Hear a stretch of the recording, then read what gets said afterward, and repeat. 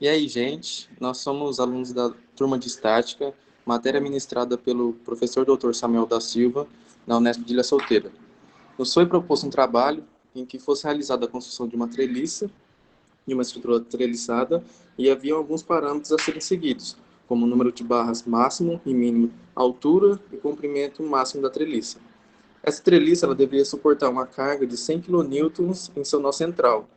A nossa estratégia inicial foi que cada participante do grupo construísse uma treliça, calculasse as forças internas, né, as reações de apoio, todas as forças delas. Assim, observamos qual dessas treliças que cada um apresentou era mais interessante, tinha a geometria mais adequada ou mais eficiente, e desse modo a gente escolheu um dos esboços e o mesmo foi sendo adaptado e otimizado com o tempo. Umas das que não deram certo foi essa daqui, que o principal erro estava na barra JI, que basicamente a força se concentra toda nela. Logicamente, tivemos que descartá-la e ou adaptá-la.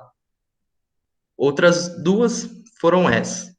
Bom, assim como o Pedro falou, nós testamos diversas geometrias. Porém, ao longo do processo do desenvolvimento da treliça, observamos esta que estou apresentando.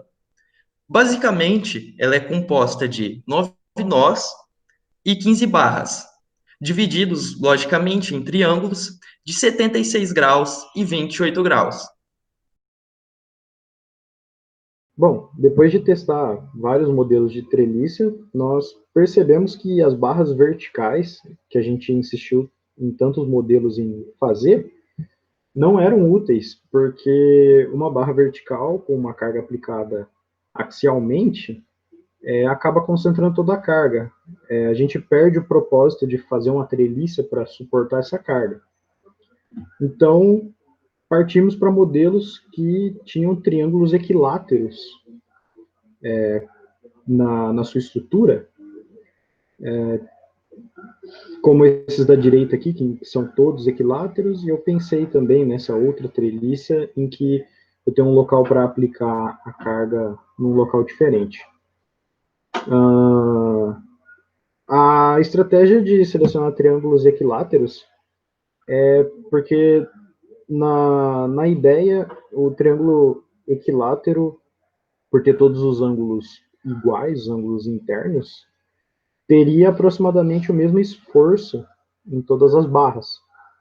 Mas, verificando os cálculos, não foi isso que aconteceu. Então, precisamos otimizar esse modelo.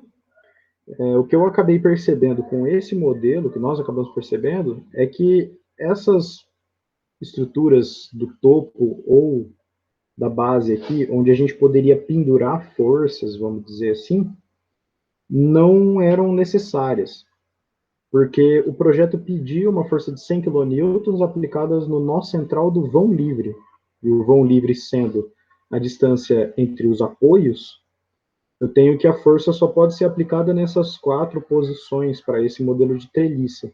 Então, acabava que esse triângulo sempre ficava sem solicitação e muitas outras barras ficavam sem solicitação. Então, precisávamos evoluir esse modelo e otimizá-lo a partir dos ângulos, removendo esses triângulos do topo. Bom, como foi mostrado pelo Igor, essa daqui foi a geometria escolhida para a nossa treliça, agora já otimizada com os ângulos de 76 graus na base desse triângulo isósceles e 28 no terceiro vértice. E o que o iTrust, que é uma biblioteca que nós achamos para o MATLAB, faz é basicamente achar a estrutura de treliça e calcular as forças internas e outras coisas através do método de elementos finitos. Não é conteúdo do nosso curso no momento, né? Nós resolvemos tudo por método dos nós, mas eu achei interessante mostrar como uma questão de curiosidade e também porque essa biblioteca tem umas funções muito interessantes. Novamente, só estou mostrando isso por curiosidade, porque elementos finitos não é parte do nosso curso. E logo mais o Marcos vai mostrar realmente como a gente resolveu, que foi através de um programa no MATLAB, o Octave, através de método matricial.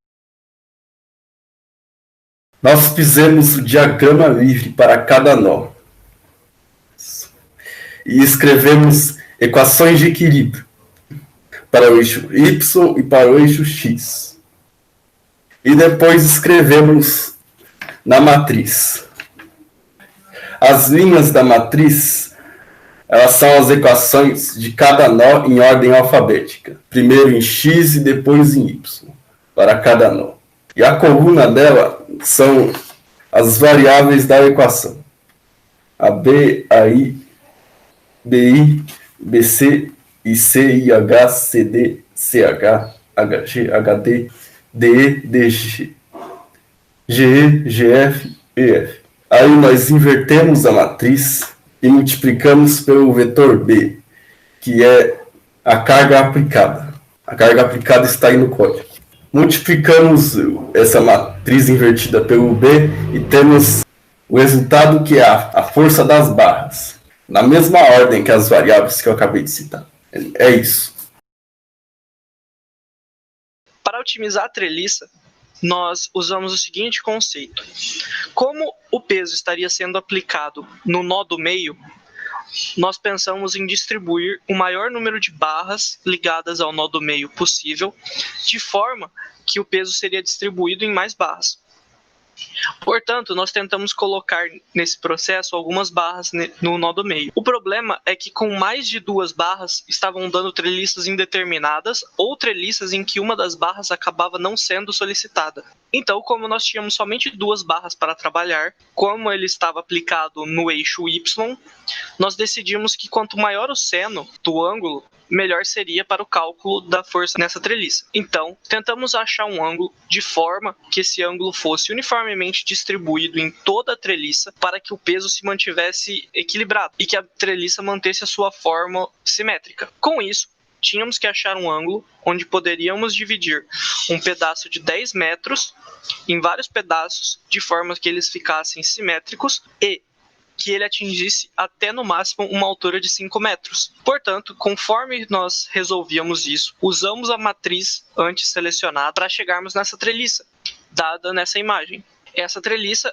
ela tem um ângulo de 76 graus na base e 28 graus no topo. Com essa treliça, nós temos um seno próximo ao seno de 90, que é um seno de 1, que é o seno máximo alcançado. Mas como nós não podemos utilizar o seno de 90, já que teríamos somente uma barra nesse ponto, nós utilizamos 2 próximas de 90, sendo essas 2 barras de 76 graus que estão fazendo uma tensão, sendo elas as barras 3 e 8 e 8 e 4. E assim nós otimizamos a nossa treliça. Tiramos as barras que não eram necessárias, como barras que ficavam somente por fator estético, e assim temos uma treliça de 15 barras capaz de suportar o peso pedido com uma tensão máxima de 51,54 kN.